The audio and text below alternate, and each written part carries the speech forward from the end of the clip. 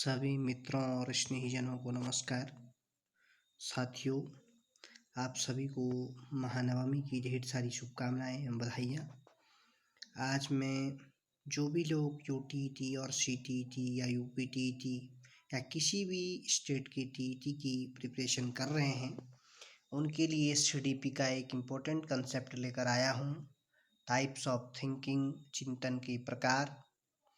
इससे अक्सर पूछे जाते हैं एग्ज़ाम में क्वेश्चन हर बार कि चिंतन कितने प्रकार का होता है, या किस प्रकार का चिंतन आगमनात्मक चिंतन है, किस प्रकार का चिंतन निगमनात्मक चिंतन है, या डाइवर्जेंट थिंकिंग क्या होती है। इस प्रकार के कंसेप्ट अक्सर देखने को मिलते हैं। तो हम बात करते हैं चिंतन के प्रकार की। इसको सबसे पहले जिग्बाल्डो तथा रूख 1977 ने बताया था, और इन्होंने चिंतन के मुख्य रूप से दो प्रकार बताए थे। पहला स्वली चिंतन और दूसरा यथार्थवादी चिंतन। देखिए दोस्तों, स्वली चिंतन को ही हम काल्पनिक चिंतन भी बोलते हैं, और यथार्थवादी चिंतन मतलब जो रियल में होता है या वास्तविक होता है। तो स्वली चिंतन एक प्रकार का इमेजनरी थिंकिंग होती है, जिसमें कोई बच्चा कल्पना करता है। मान लिया जाए कि कोई छात्र कल्पना कर रहा है कि वो अपनी पढ़ाई पूरी करेगा, उसके बाद जब उसके पास जॉब होगी तो जॉब के बाद उसके पास एक सुंदर बंगला होगा, उस बंगले में उसके पास एक चमचमाती कार होगी, और वह अपनी चमचमाती कार में अपनी सुंदर बीवी के साथ घूमने जाएगा।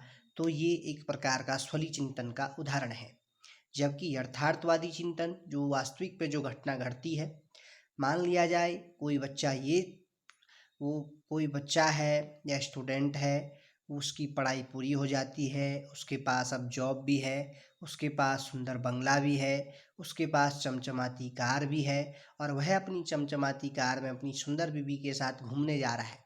लेकिन अचानक उसकी कार रुक जाती है, तो वो सोचने लगता है कि कहीं डीजल ख़त्म तो नहीं हो गया है, या कहीं टायर पंचर तो नहीं हो गया है, या कोई और टेक्निकल प्रॉब्लम तो नहीं आ गई है।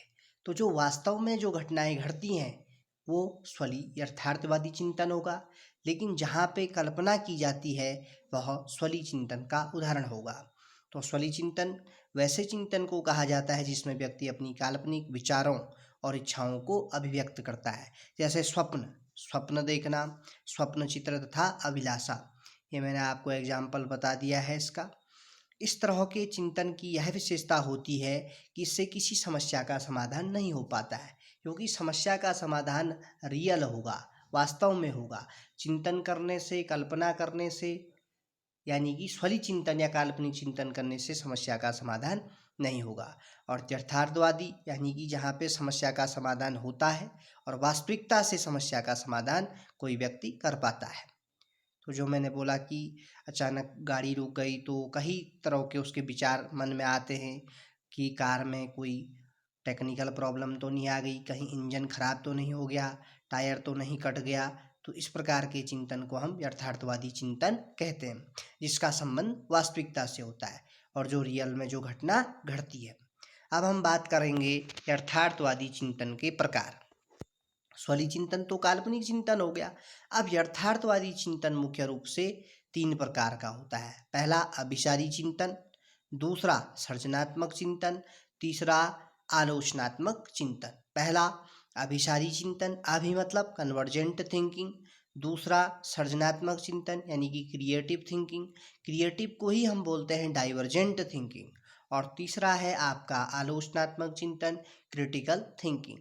मैं आपको पहले अभिसारी चिंतन बता दूं। अभि मतलब अंदर की ओर सिमटना। जैसे आपने यदि मिरर की बात करूं मैं, यदि हम कॉनकेव लेंस पर लाइट डालते हैं तो प्रकाश अंदर की ओर सिमट जाता है, और जब हम कॉन्वेक्स लेंस पर लाइट डालते हैं तो बाहर की ओर पूरा फैल जाता है। यानी कि अवतल दर्पण पर डालने पर लाइट फैलती है और उत्तल दर्पण पर डालने पर लाइट अंदर की ओर सिकुड़ जाती है।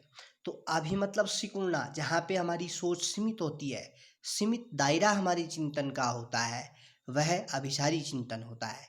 सृजनात्मक या अपसारी, जहाँ पर हम वेरियस तरीके से किसी प्रॉब्लम का सॉल्यूशन करने के लिए सोचते हैं, जहाँ पर हमारे पास किसी समस्या के वेरियस सॉल्यूशन होते हैं, वहाँ पर डाइवर्जेंट थिंकिंग होती है या अपसारी चिंतन होता है।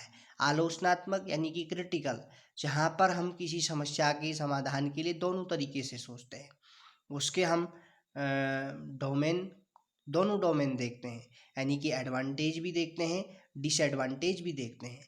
मान लिया जाए आप मार्केट जाते हैं अपने बेटे के लिए कोई फुटबॉल खरीदने, तो उस समय आप ये सोचते हैं कि ये फुटबॉल किस कंपनी का है, कितना चलेगा, इसकी क्वालिटी क्या है, उसके दोनों डोमेन पे आप बात करते हैं, तब वो क्रिटिकल थिंकिंग कहलाएगा। अभिसारी मतलब सीमित सोच वाला, जैसे इसी अभिसारी चिंतन को हम बोल देते हैं निगमनात्मक चिंतन, डिडक्टिव थिंकिंग। और डिडक्टिव थिंकिंग मतलब मैंने आपको परसों भी बताया था, निगमन यानी कि रूल टू एग्जाम्पल। यदि हम किसी बच्चे को पहले रूल बता दें तो उसकी सोच का दायरा सीमित हो जाएगा, वो उसी रूल का उपयोग करके बाकी सभी क्वेश्चन करेगा, अपना दिमाग बिल्कुल नहीं चलाएगा। तो इस प्रकार का चिंतन ही अभिसारी चिंतन कहलाता है। जैसे हमने बता दिया आयत का क्षेत्रफल लंबाई गुणा गया चौड़ाई होता है, तो उसके दिमाग में वही चीज रहेगी और वही उसी से वो सब क्वेश्चन करेगा। जबकि सृजनात्मक चिंतन या अपसारी चिंतन को हम आगमनात्मक चिंतन बोलते हैं, इंडक्टिव थिंकिंग बोलते हैं, जहाँ पर बच्चा वेरियस तरीके से सोचता है, एग्जाम्पल टू रूल जाता है। जैसे हमने बोल दिया कि 0 और 4 के बीच में कोई दो पूर्णांक लिखिए, तो 0 और 4 के बीच में बहुत सारे इंटीजर हो सकते हैं और वो कोई भी दो इंटीजरों के नाम बता सकता है। तो जहाँ पे वेरियस आंसर आ सकते हैं बच्चे के द्वारा, वो आपका डाइवर्जेंट थिंकिंग होती है या आपकी अपसारी चिंतन होती है या क्रिएटिव थिंकिंग होती है या इंडक्टिव थिंकिंग होती है। यानी कि अपसारी को सृजनात्मक भी बोल सकते हैं और आगमनात्मक भी बोल सकते हैं। या हमने बोल दिया कि अ, हमने किसी बच्चे से ये क्वेश्चन पूछा कि घड़ी घड़ी के कोई दो उपयोग बताओ। समय देखने के लिए हो सकता है, समय बचाने के लिए हो सकता है, और वो क्या क्या सोच सकता है उसके बारे में, इस प्रकार के क्वेश्चन। या 4 के कोई दो मल्टीपल बताओ, तो उसके दिमाग में 4 के बहुत सारे मल्टीपल आ सकते हैं और वो उनको बता सकता है। तो इस प्रकार का चिंतन आपका सृजनात्मक चिंतन, अपसारी चिंतन या आगमनात्मक चिंतन कहलाता है। अब अभिसारी चिंतन यहाँ पे लिखा भी है कि यदि आपसे पूछा जाए कि 5 में 2 से गुणा करने पर क्या होता है, तो सीधे 5 2 जा 10, सीमित सोच। या 4 5 जा 20, तो जहाँ पे केवल एक ही आंसर बच्चा बता सकता है, वो आपका अभिसारी कहलाएगा, सीमित। जबकि सृजनात्मक या आगमनात्मक या अपसारी में बहुत सारे आंसर आ सकते हैं बच्चे के द्वारा।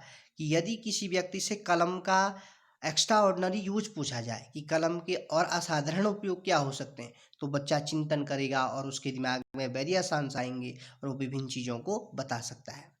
तो मैंने बता दिया है कि अभिसारी चिंतन निगमनात्मक होता है, जबकि अपसारी चिंतन सृजनात्मक या आगमनात्मक चिंतन होता है।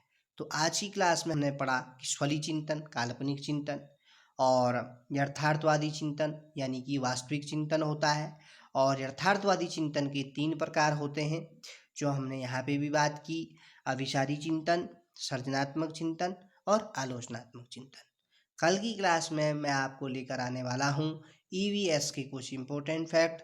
तो बने रहिए। धन्यवाद।